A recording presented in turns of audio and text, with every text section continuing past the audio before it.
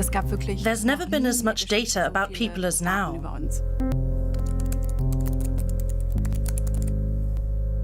It's 20 years of the world's thoughts amassed. Google is the most important database ever conceived. If people would realize all the kind of things that Google can deduce from their search results, it would be extremely creepy. Who's sad right now? Who's feeling depressed? Who's pregnant? We can predict the psychology of millions of people with really just a few clicks. This is a gate to manipulate people and to just change their behavior. Someone in the background is pulling strings and making you dance like a puppet just because they have an understanding of what your fundamental psychological needs are. We're a bit like rats that they're experimenting on. If everyone could see what's going on, a lot of these companies would die overnight.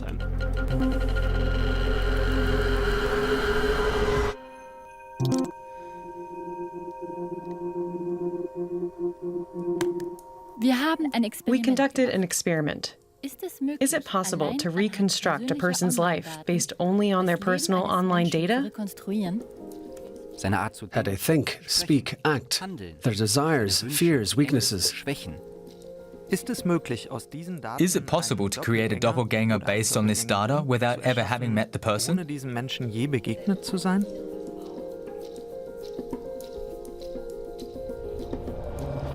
A friend of mine shared a Facebook post titled, "Your data betray who you really are.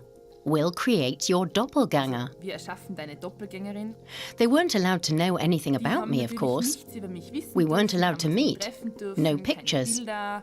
Just my Google searches from the last 5 years.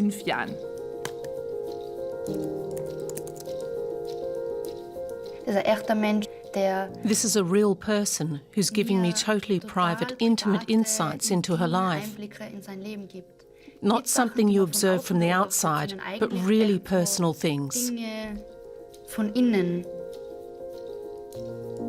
The data set I downloaded contained over 100 files with over 100,000 data points. She had her ascendant calculated, which clearly shows what year she was born and what day. To be honest, I thought, what do I have to hide? I'm interested in understanding people's preferences, their motivations, needs, aspirations, concerns by looking at the digital footprints that they leave online. So what we're really trying to do is we try and understand what makes a person uniquely themselves by looking at all the things they do in their everyday life. And this was really difficult for a long time because we just couldn't follow people around, right? If we think about what does the day of a person look like, it's just impossible to have a person trail them for 24/7 and get a sense of what is it that they're doing. But now we can actually look at some of the traces that they leave that are captured by digital devices. When we think and talk about data, we're usually only talking about the absolute tip of the iceberg. And that's the data that we share more or less consciously. We think about the photo we posted online, what we tweeted, the contact request we made on LinkedIn. That's the data we think of, but it's just the tip of the iceberg.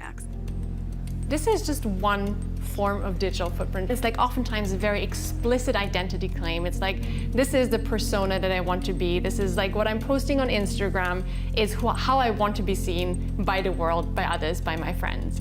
But then there's an entire second world that we think of as behavioral residue, right? It's all of the traces that you inadvertently leave as you go about your daily life. And those are usually much more subtle, they're much more innocuous, and they're oftentimes overlooked when we think about our digital lives. Hi, hello. Hello. So we're trying to create a doppelganger that resembles the original as much as possible. She has blonde hair. Yes. But she has long blonde hair. That I don't have. There's no ponytail tucked away at the back.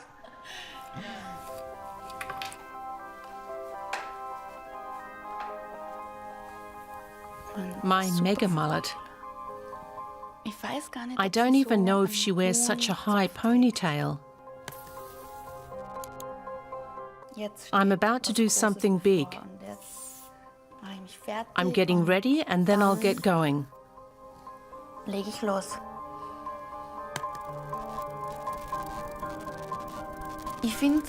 I just think it's absurd I can embody a person I've never met, who I know nothing about except some data set, that I can relate to her so much, that I can sense her so strongly.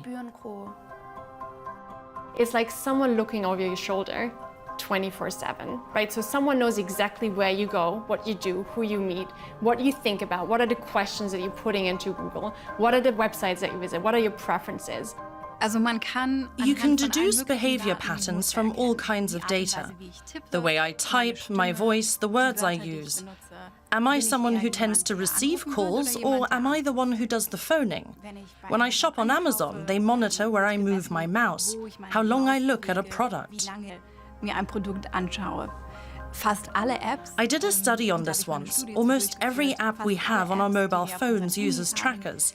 That means that even if I consciously decide not to use a social network, once I have a mobile phone, and the mobile phone has apps, it's very likely that these companies, Google, Facebook, Amazon, Microsoft, will collect data about me. It's virtually impossible to avoid these companies.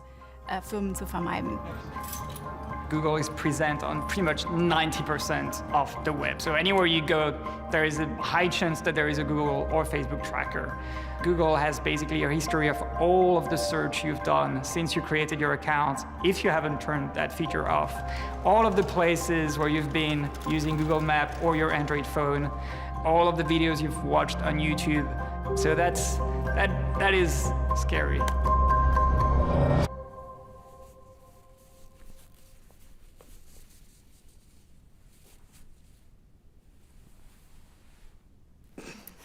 It all began with me meeting my doppelganger. Hallo. Then she told me who she thought I was. Wer sie glaubt, dass ich bin.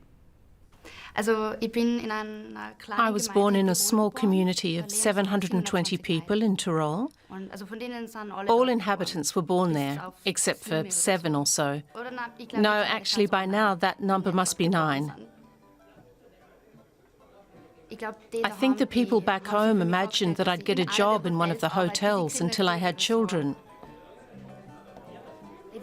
I wanted to prove to the male-dominated world that I can succeed, that I'm more than that. So I went to England to work as a pastry chef. I really put everything into doing a perfect job, performing at 100%. In the kitchen, I was the first to come and the last to leave. To wind down after my shift at night, I went jogging or I hit the gym. We went through every little detail of my data set to reconstruct my life. We reconstructed places I've been to, reenacted daily routines I might have had. We filmed my life. We filmed your life. And the script was your data.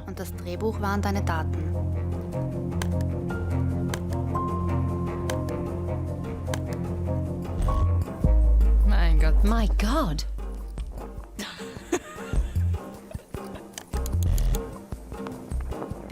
We placed an ad hoping you would get to see it.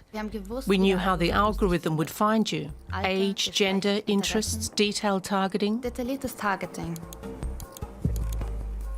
First of all, anyone can run ads on Facebook, so anyone who has a Facebook account. And the targeting is really fine-grained, so you can look at the obvious things like age, gender, sociodemographics, but you can also see where does a person live, what's their income bracket, what's their political ideology, which is already quite intimate. And then you can go a level deeper into interests. Oh mein Gott. Oh my God. I'm lying in bed scrolling through Facebook, and finally taking the time to look at this ad that's been getting on my nerves for about 2 weeks now. Circa 2 Wochen unglaublich auf die Nerven geht. Und dann komme ich drauf, and I just realized the ad has to do with this project that I'm a part of. Wo ich mitmache. We have insights into their psychology, into their personality. We have insights into the products that they're interested in. We have insights into the ads that they click on. And now what we do is we can match you as a person who we have some information about with this entire population, see who are you the most similar with, and then use that insight to learn something else about you that we didn't know about before. So the extent to which we can recreate people's lives using these digital footprints is incredibly rich and it's incredibly accurate.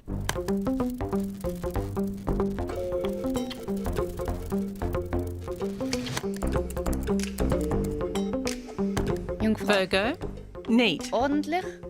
Jungfrau. Virgo, tidiness, I believe. Sweet.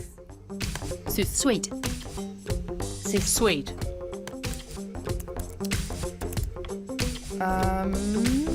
Determined, precise, Humorous then determined. and humorous. Overly neat.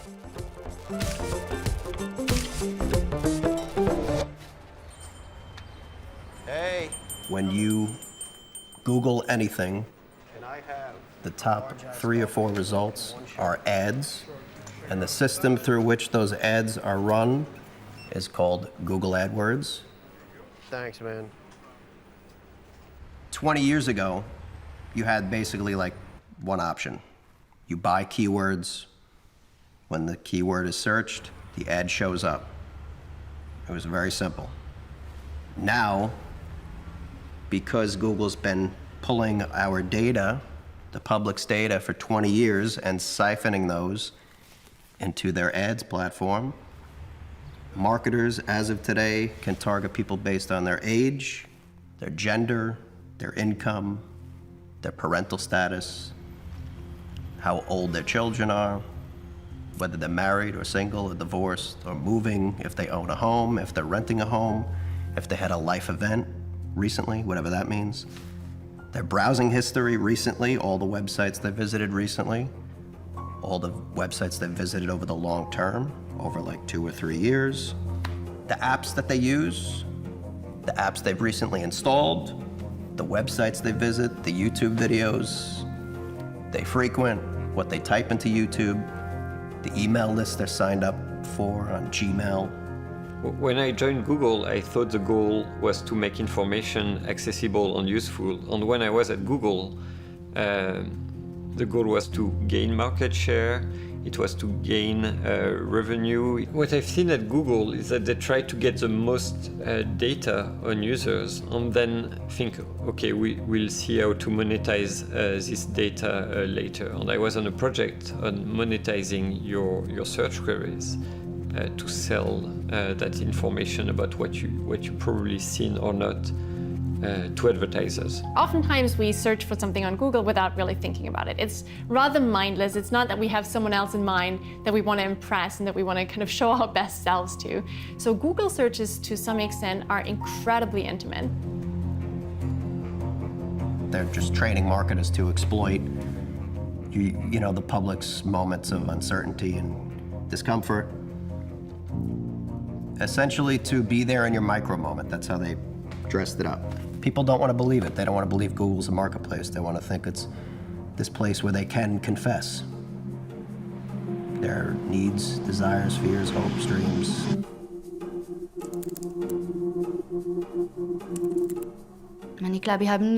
I don't think I've ever Googled eating disorder word for word. I couldn't even say it out loud for a long time. And not to myself either. I thought I had it under control, so it wouldn't affect me. But you can't control it.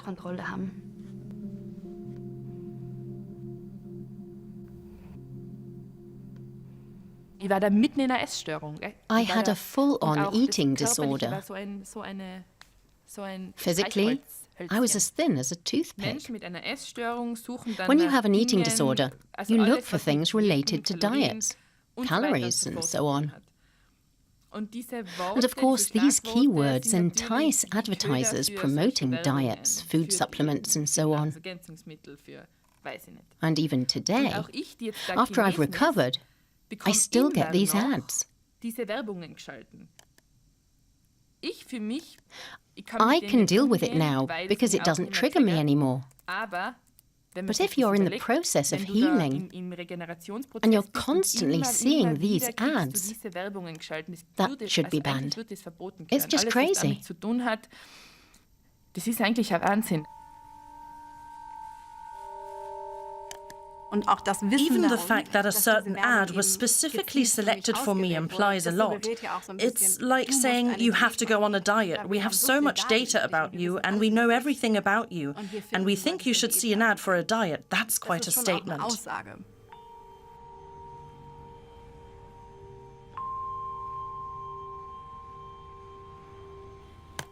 I felt my sits bones when I sat down, and I still wanted to lose more weight. Das war so. It's true. I googled for food, if you can put it like that, essentially any kind of filler, because I hardly ate anything all day. Those few grams of sugar when I tasted something obviously wasn't enough.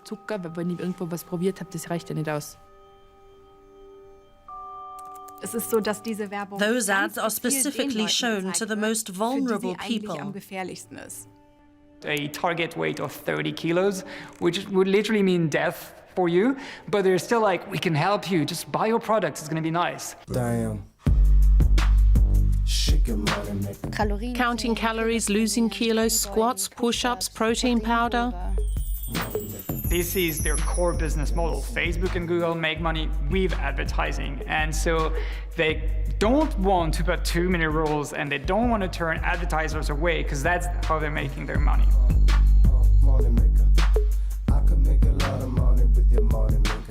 When I was at Google, I worked on YouTube recommendations.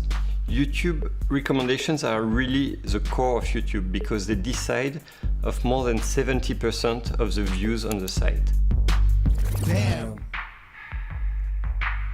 The goal of YouTube's AI is to maximize watch time, to get people to watch more and more videos. That's because the more you watch, the more you can see advertisement and the more money YouTube and Google make. Look at what Julia looked like before. She didn't feel good, and that's a typical case of skinny fat. I've decided to not eat for 2 weeks. Yesterday was Christmas, and I really stuffed myself. YouTube records every second that you watch every video, so it knows, like for every video you watch, how many seconds you watch them. All this data is tracked and analyzed at scale and used to compute these recommendations. Damn. Extreme diets got recommended massively by the algorithm on Instagram, on YouTube. TikTok is targeting even younger kids. It can learn which body type you like. If you like black people more than white people, if you like blonde hair more than brown hair, all that can be learned by the algorithm and exploited later against you. So if you start liking dieting videos, then TikTok will serve you more and more dieting videos that will tell you to get skinny, tell you to throw up regularly and stuff like that. Damn. And then, it was a year later, and I was sick all the time. Basically, I was sick for 1 year straight. She Googles various diseases, but nothing explicit. Skin rashes, various symptoms.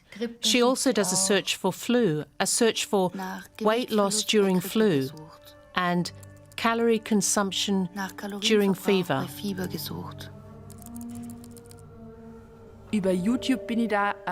I went down a rabbit hole on YouTube and came upon a completely different world of channels. Imagine you're stuck in bed and everything's crashing in on you. Conventional medicine isn't getting you anywhere. You're stuck, and there's no sign of recovery. So I looked into spiritual solutions. Just one drop of water in your day can really boost your immune system and protect you. What happens to your physiology is you actually go beyond food. It means literally you do not have to eat the rest of your life. I'm excited to share with you a powerful Jesus healing process. One of the studies, one of the research we've done over the past few years was trying to look at mental health websites and measure how much tracking occurs on these websites. In 3 different countries, that was France, the UK, and Germany. So in each of these countries, we're doing a few basic Google search about depression and mental health.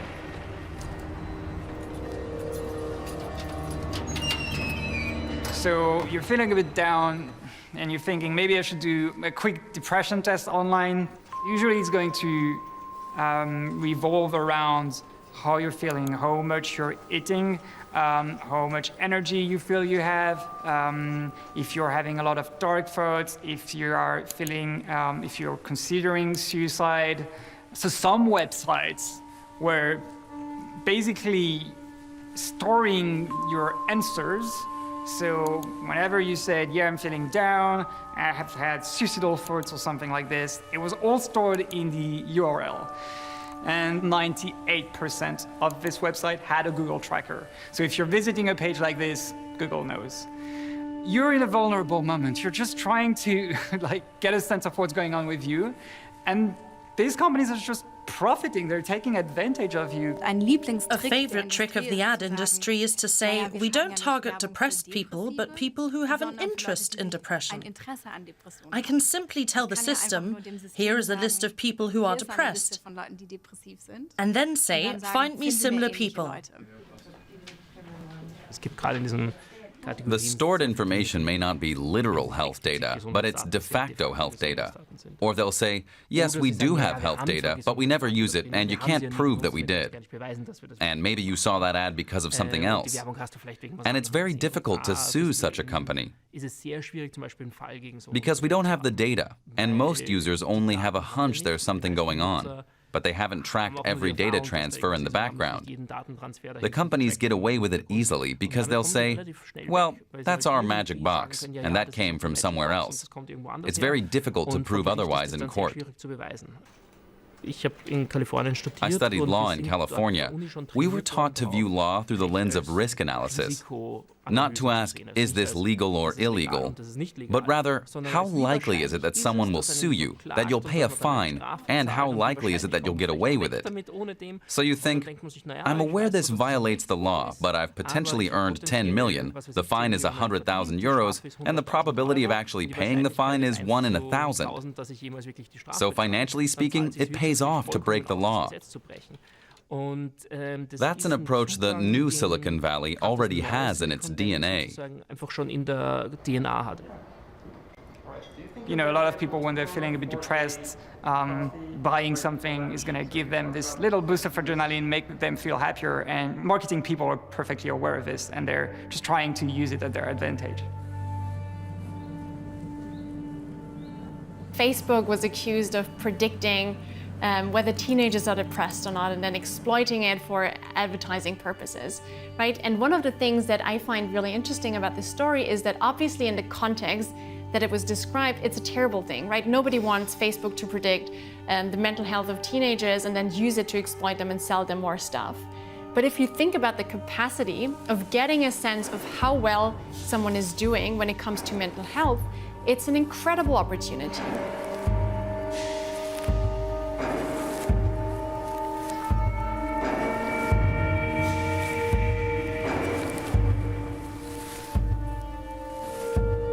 So one of the huge, I think, opportunities that big data provides, whether that's looking at what you post on social media, whether that's looking at your smartphone. So some of my own research is looking at GPS records. Is a person not leaving the house anymore? Is there much less physical activity than we typically see? Is it that they're not making as many calls to their friends anymore? So all of these are signs for early kind of depressive symptoms.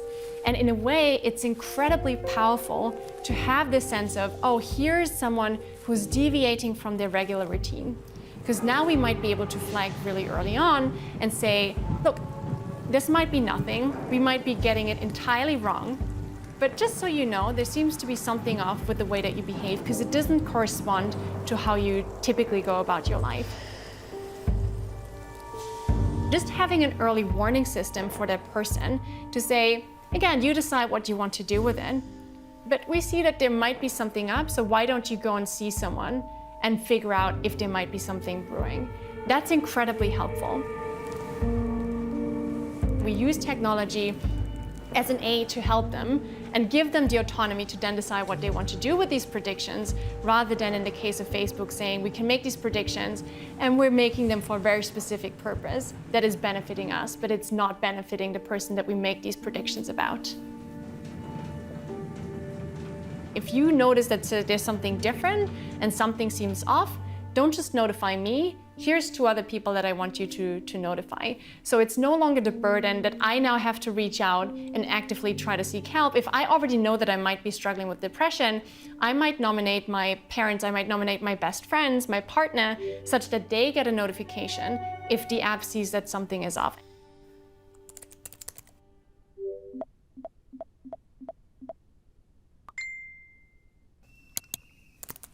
Is there video surveillance at the Golden Gate Bridge? Golden Gate Bridge live webcam. How high is the Golden Gate Bridge? 67 meters. Facts about the Golden Gate Bridge. Suicides at the Golden Gate Bridge. Hey, haven't heard from you in a while. Are you in SF? Want to get together again? Beer?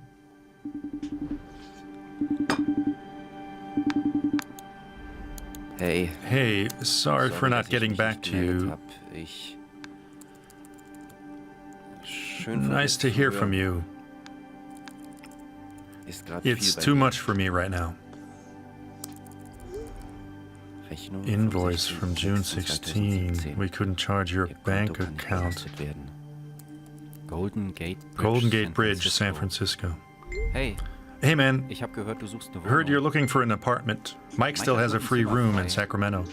Tell me quick if you're interested. I'm on holiday till next week. Reach me. I hope you're okay. Long time no see. Dad, I know you're online. Did I do something wrong? Please answer me. I'm worried. Dad, please. I read about this guy, Kevin Hines.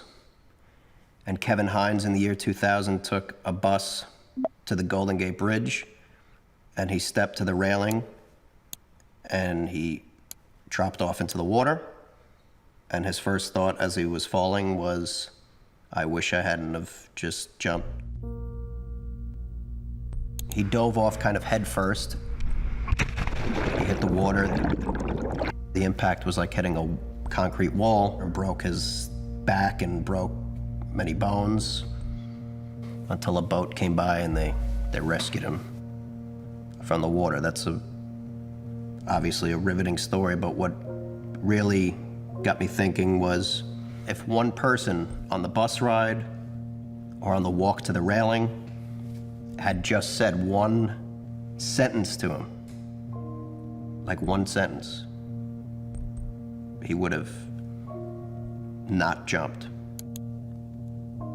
Golden Gate Bridge. Survivor injuries. Golden Gate Bridge noise. Jumper. And if no one had said anything, would he just have searched on his phone? And would it have prevented him from jumping? Could that have been the salve to stop him? Could that have been the sentence to stop him?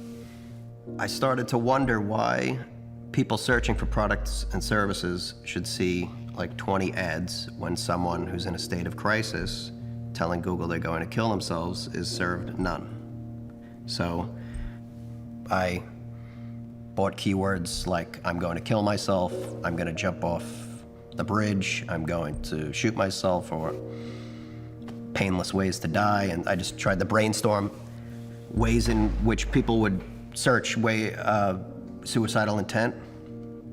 And I ran an ad. It said, speak to someone now, speak to a crisis counselor, stuff like that. And then there was a number for the suicide hotline in the top right. That was it. So people had to click, and then they clicked the number. So that had a conversion rate of 30%. That means 1 out of 3 people who clicked called the number. I heard from somebody, this guy was from Texas, and his son had just committed suicide. He didn't seem like a depressed person. He was like a young professional, very charismatic kid, played sports, business owner. They went through his phone and found a Google search, I want to kill myself, I think he had searched. And then made the spontaneous decision, but what was pretty glaring about that was it was like an impulsive thing. He searched, and then that day he committed suicide. I just wonder if there was an ad in place at that point, if he would have just clicked and called, and like they could have spoken to him in that impulsive moment. You start to wonder how many people could be saved due to an ad.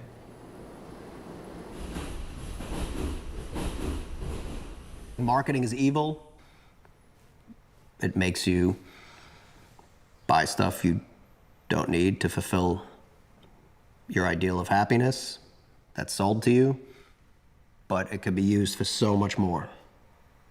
User data has the capability to survive beyond the limits of our biological selves, in much the same way as genetic code is released and propagated in nature.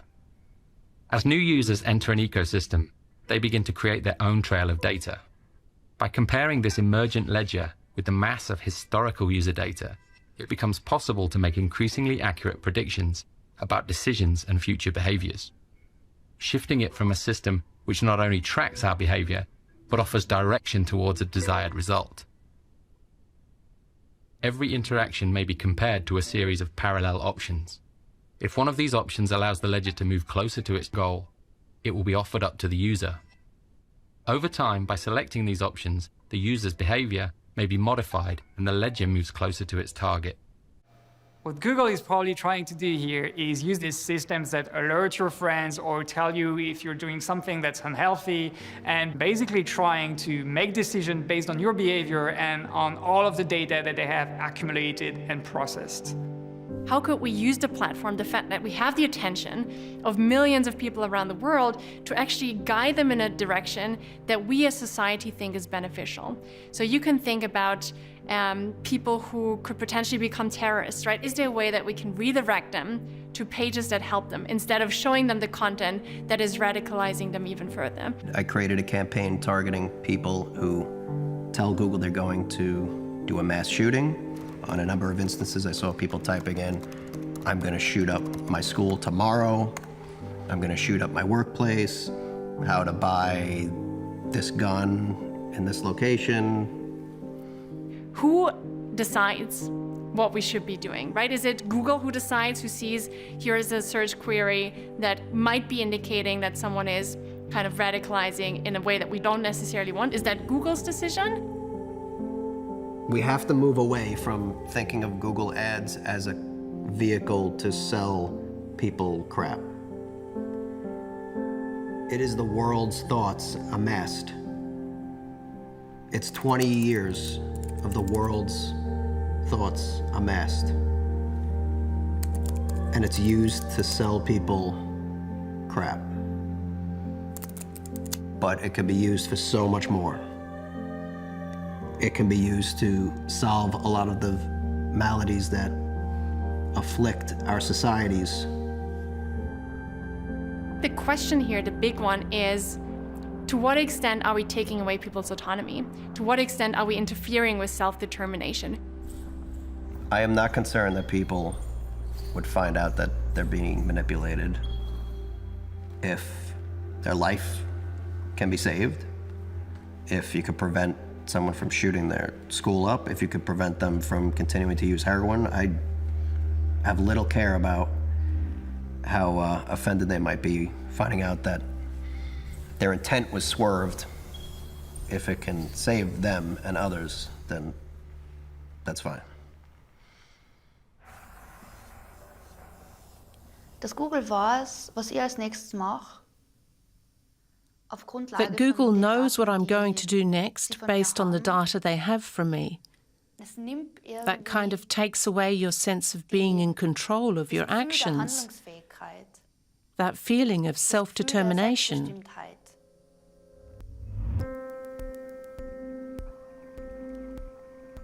The more I immersed myself in her data, and the more situations I reenacted, the more real everything became. And there were a lot of moments where I thought to myself, what is actually happening here? It's like reality has blended with the story. My life, that is, my past, feels like a script to me. I can't get back to that place anymore. What did I say? How did I feel? I can't differentiate. I'm mixing it all up. We looked for this address on Google Street View. Yes. And this house came up. Yes. We built an exact replica. Really? It was a bit different, though. You never lived above a betting shop? Yes, I did. Was that on the ground floor? See, I don't really remember. A betting shop, yes. We never went down that way. I didn't walk past it much and didn't know what kind of store it was. If there even was a store. I'm at the point where I can't get back to the original, to the real experience of my life. I can't go there anymore. Where's your fucking bowl?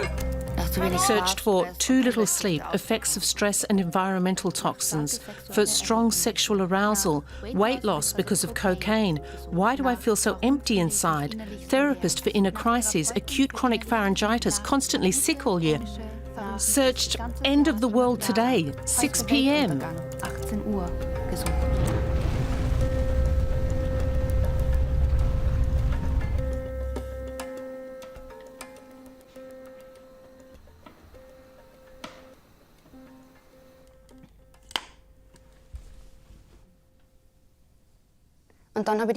And then I made the decision to become a mother and to deepen my relationship. I even planned romantic holidays. I wanted to buy the baby the same stuffed animal I had as a child, a rabbit with overalls and a carrot.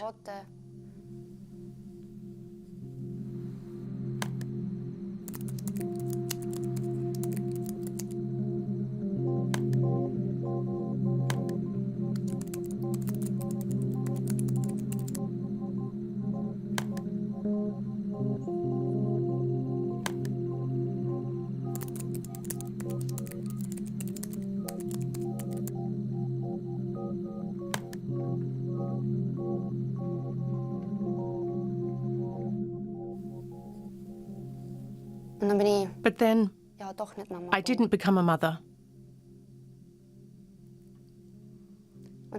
And I looked for help. I didn't know at the time that it happens to a lot of women in the first month.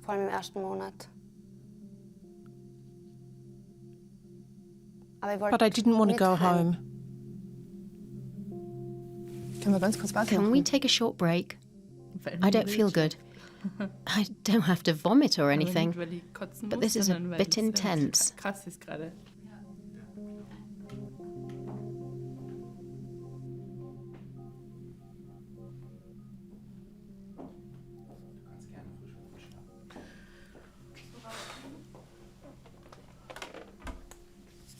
Entschuldigung. Sorry, I just can't believe it.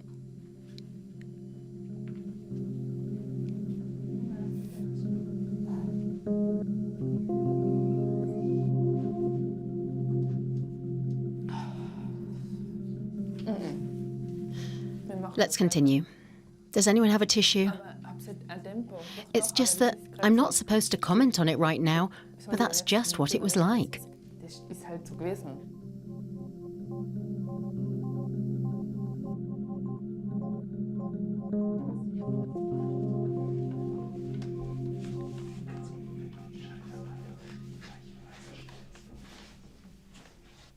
Es ist wahnsinnig. It's just so crazy. Krass. To see how transparent we all are.